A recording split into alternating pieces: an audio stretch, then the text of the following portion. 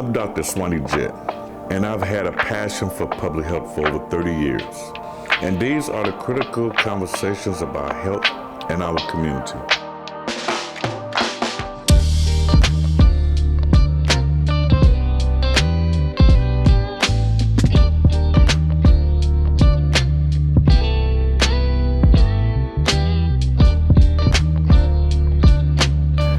Good morning, I'm your host, Dr. Swanee Jett. Welcome to Live CEO Talks. Today we're going to talk about gun violence and what is happening in America. Right now in America, 100 people die per day from gun violence, 60% from suicides, 35% from homicides. We also have an issue with mass shootings as well in this country. So today, I really want to introduce one of my friends, Whitney, and I want her to talk a little bit about what has happened to her in her life and what has set her on a different course. So welcome to the set, Ms. Whitney. Thank you. Thank you for having me. So right now you have the Whitney Strong Foundation. Tell me, why did you start?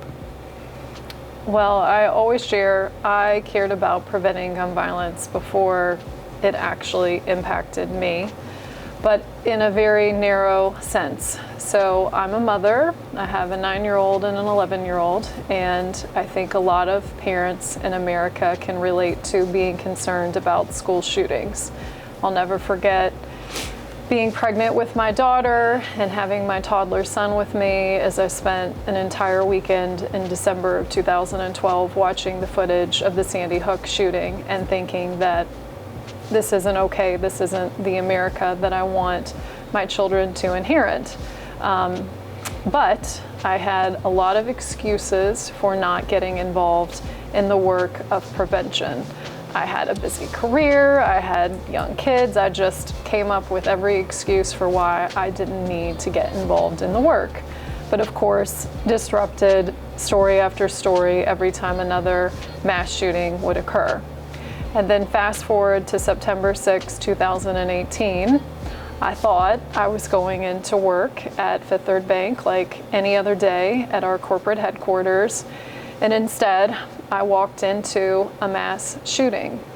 And as it was happening, simultaneously being shot, thinking about my family and whether I'd ever see them again, thinking about my route for survival, I also thought, how dare you think that this could never happen to you, that you're immune to gun violence, and that you should have done something. You had so many opportunities to do something, but you never did anything.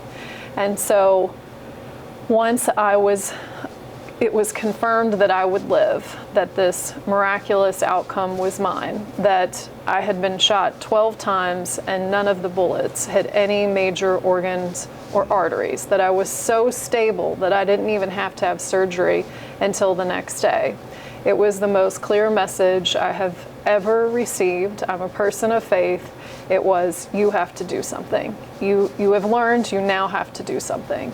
And so it all goes back to the way I felt before I was shot, and then of course, the way my life has changed because of being shot. I'm curious, what were you thinking as you were being shot? First off, it was a very short period of time. It was exactly 1 minute, 1:00. That is how long I was under fire before the Cincinnati Police Department arrived. Now, to me, it felt like hours and hours. But there were many, many, many thoughts. Like I said, I was simultaneously thinking, first off, what's happening to me? I had never been attacked in a violent way ever, so I thought, I'm not being stabbed, nobody's right next to me. This burning sensation, I must be being shot, right, and this must be a mass shooting, because what other reason would there be for what's happening to me? But then very quickly went into, oh my God, I have to live. I have to get back home. I have little children. I have a husband. I have, very important people that rely upon me. I have to get back home. And I thought about different routes of survival, but none of them were any good. I tried to push myself up from the floor. I was stuck in the revolving door, but both of my arms were so badly damaged that I just didn't have the physical strength to pull myself up. I looked out on Fountain Square, and it was totally dead. Nobody was out there, no one to save me. And then I thought, well, I'll call 911. And that's when, after kind of moving my dummy arm over to try to get to the phone, the next barrage of bullets came. And at that point, the most devastating moment, period, I have no options for survival. I am not going to live. I have to play dead if there's any chance of this. And just went inward, said a prayer, and really actually felt a huge amount of peace, because I, as a person of faith, know where I'm going. And so just sat with that, but at the same time thought about my family. And in that 1 minute, CPD arrived, and all of a sudden, no, I'm not dying. I'm going to get back home to my family, and immediately started communicating to the police officer that was closest to me, Officer Al Staples. And he had a very concerned look on his face. He could see everything happening behind me. I couldn't, so I had a lot of courage to just shout out to him and ask him to save me. And while he was communicating with me, so many of the other officers were tracking the shooter, and they were able to shoot and kill him. And as soon as they did that, they could run up and rescue me and pull me out of the revolving door. So back to the question, I thought about, I had to assess what was happening to me. I had to think through all of the options for survival. I had to reckon with death. And then also the thoughts of guilt that I had done nothing to stop gun violence from happening. Yeah, so, my heart goes out to you and your family. You're very courageous for telling your story. A lot of times when incidents happen, people usually don't want to talk about it. They have to deal with a lot of grief. I asked the question on how you felt at that moment, because I would think anybody would think about their family, think about their kids, and them not growing up, with their mother. I want to really see the number of people shot each year significantly reduced in a consistent way, so that we can look back and say,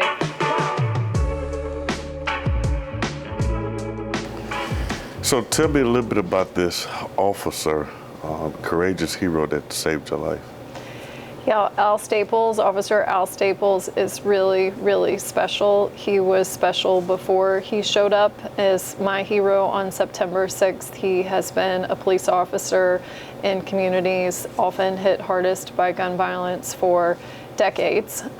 In fact, he's so well recognized, he's in a mural in Over the Rhine in Cincinnati. So he's beloved by the community, beloved by me, because he was the face of a hero to me in that day. And we still keep in touch.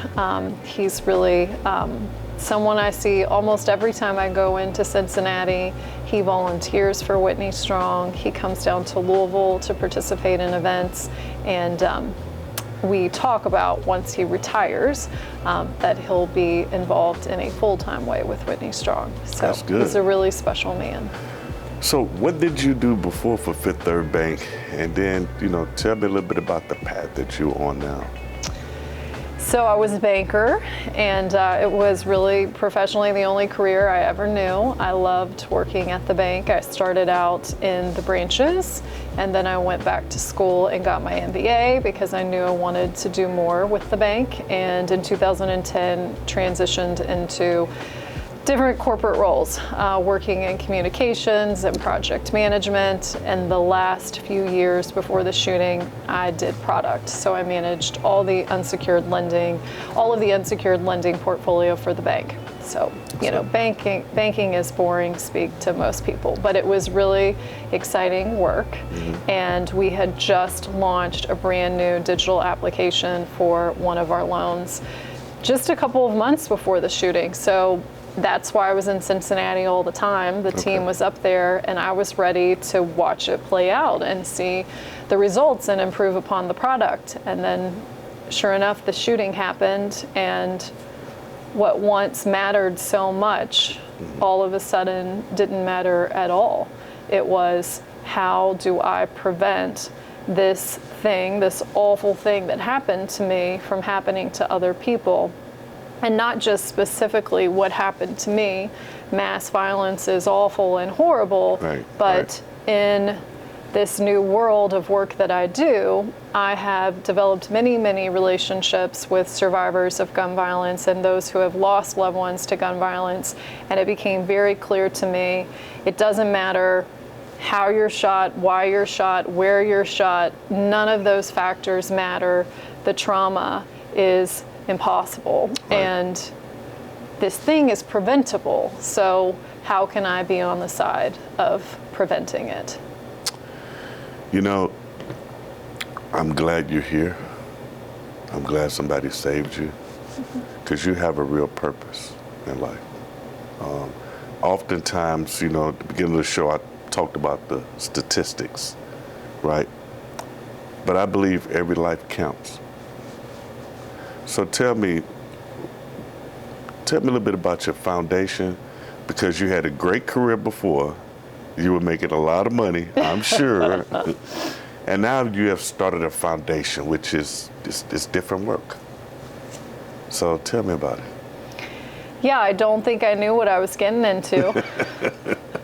I had a very clear trajectory at Fifth Third, did all of the education necessary to really excel in the world of business, and then, okay, now we're gonna start a nonprofit. And if I'm being honest, I still pursue it much more as a business than a nonprofit, but there are good aspects to both, and trying to do my best to learn and balance them.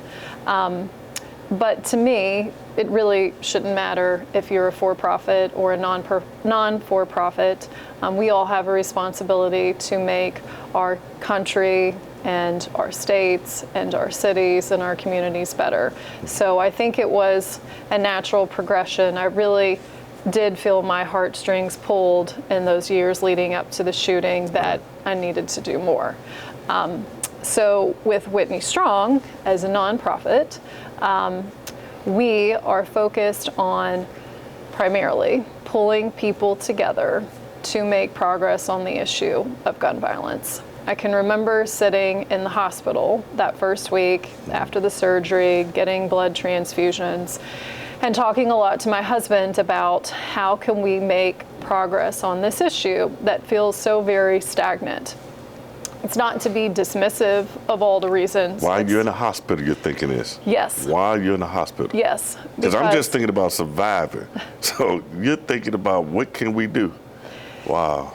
I could check that box that I was going to be okay. That's how good everything was with me physically. Not that things were okay, like I couldn't use my fingers and I needed people to pull my pants off so I could use the restroom, but they had communicated to me as the experts that I was going to be okay.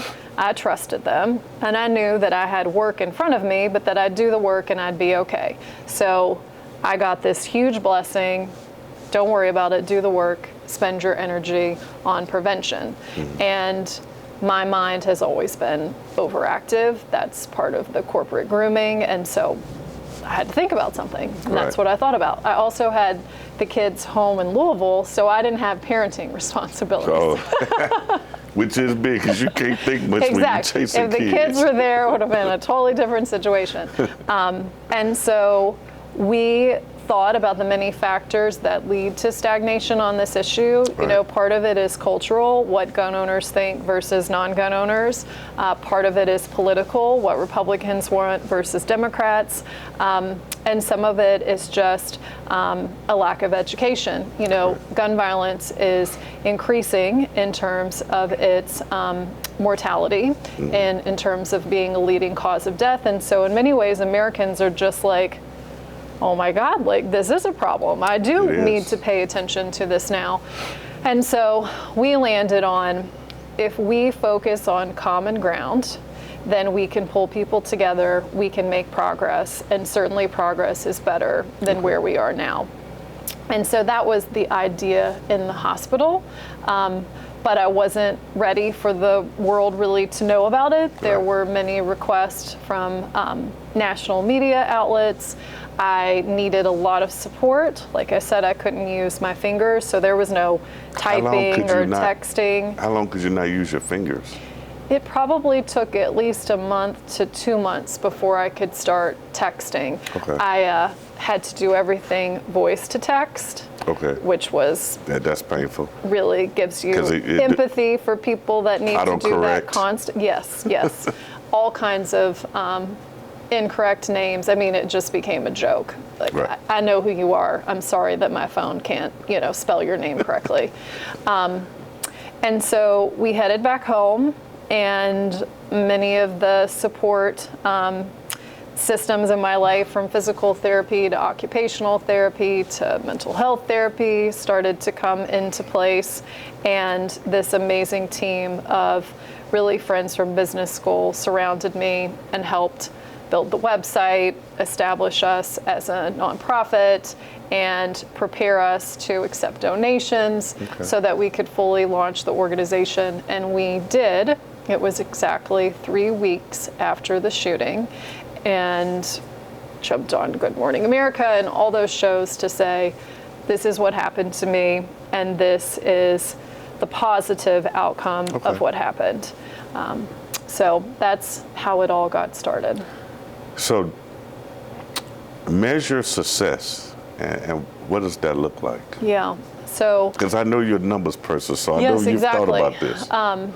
So to me, there are more than two sides to this coin, but I often say Whitney Strong as an organization is doing very well in terms of the support we have from individuals, the engagement from those individuals, the support we have from foundations. Like, that growth trajectory is very, very strong.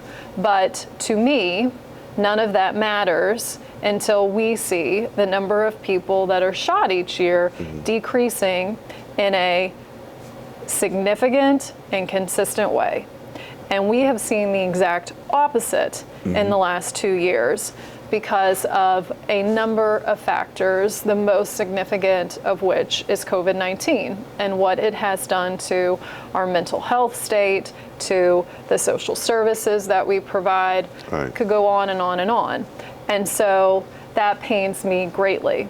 But I have to remind myself that Whitney Strong is not executing every solution that can prevent gun violence. We are doing the ones that we can do well. There are many other organizations that are doing what they can do well, and we all work together. So I don't know that I'll be satisfied for decades, but that doesn't mean that I'm going to change my goals. I want to really see the number of people shot each year significantly reduced in a consistent way so that we can look back and say, wow, in 2000 and maybe it's 2022 is when we started to see the dip in these incidents, and that it continues in a consistent way. Yeah, I think the last time I saw the data on mass shootings, it was 611 in 2020. I haven't seen the 2021 data yet. Yeah, well, first off, everybody has to agree upon their data, right? Like, what quantifies a mass shooting? I have my own opinion. A lot of them exclude me. Like, you don't count because you lived. We're only counting the number of people who died. I don't think that's the right definition. So I did see some data that did include how many people were injured and how many people that died. Yeah, I think that's a better measure. Of course, I don't like looking at the numbers, so I stopped pulling the faces and the people. Texas was the last one that I looked at because it impacted kids. Yeah.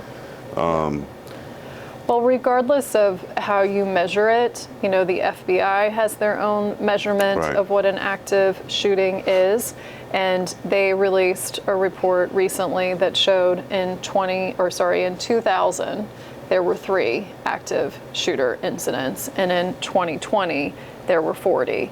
And you can look at that regardless of your definition of a mass shooting.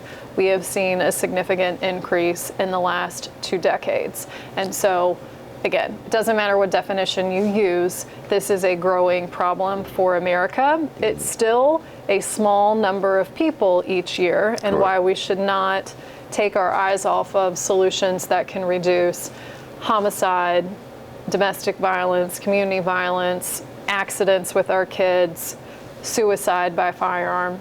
But it is a growing problem, and what I think is, even though it is a small number of people impacted, it has an outsized impact on our mental health. Correct. Because we're worried about our kids at school. We're worried about groceries. I can't tell you how many people tell me they don't go to movie theaters anymore because they're worried about a mass shooting happening in a theater. And we do have tools to make this better, but we're not using them. Not yet. Not in a consistent and significant way. So talk about the advocacy work that you're doing. Yeah, so at Whitney Strong, we have chosen 3 areas to focus on to help prevent gun violence, and all very purposeful. One is a short-term strategy, which is educating as many people as possible on what they can do now to make their community safer. And right now that's heavily focused in our West End and in the neighborhoods in Cincinnati that see the highest levels of homicide. But these trainings include what does it mean to be a responsible gun owner? How do we better recognize the warnings of suicide in our communities? And how do we react if the worst of the worst happens with Stop the Bleed training? Correct. And so I love that work because it brings me face to face with humans, and we can all do better. We can all do better, whether that's learning how to apply a tourniquet, being aware of those who may have suicidal thoughts around us, or even safely storing when we weren't safely storing before.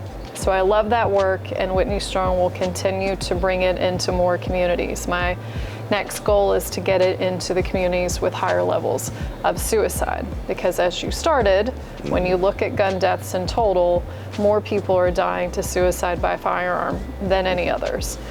And so that's one area of focus. A second area of focus is research.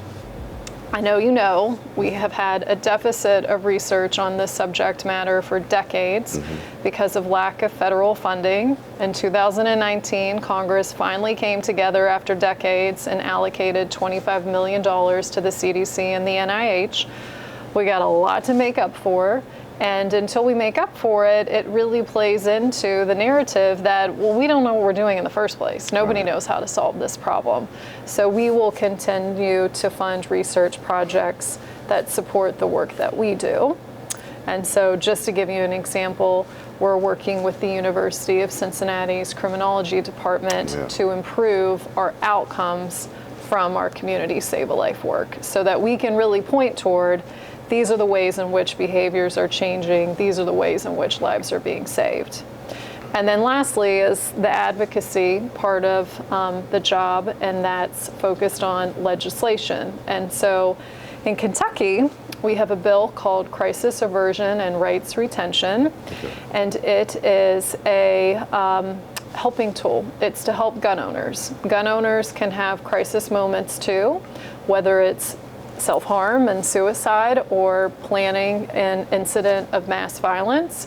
And with CAR, we would have a legal path to temporarily transfer the firearm away from their home during this period of time and then get them the help that they need so that they can get back to a place in which gun ownership is safe. So this is not a permanent transfer, this is a temporary transfer, and it's really meant to help gun owners. So we're working on that in Kentucky, and we have bipartisan support, which is a guiding principle for our organization. We will never pursue a bill unless we have a Republican and a Democrat leading the charge. Together, good. And so as we head into 2023 session, we'll be working with Senator Westerfield out of Hopkinsville and others. And then the last part of that, which is just the most exciting piece for me, it was a fill my bucket moment. We really believe in bipartisan work. We believe that that is the path to progress on this issue. And so in June, our team was in DC for 2 weeks because of a bunch of factors. We had the horrific mass shooting in Buffalo, followed by the horrific mass shooting in Uvalde. It was the right time. So much of what happens in politics is timing, and it was the right time for those in DC to finally do something. And so we were spending time lobbying Senator McConnell, working on staff with Senator Portman, and many, many other senators up in DC. And it happened. It passed. It was unbelievable to me at the time. I thought that I was being punked at all moments. Like, is this really happening? Are we actually going to pass a bill to help prevent gun violence?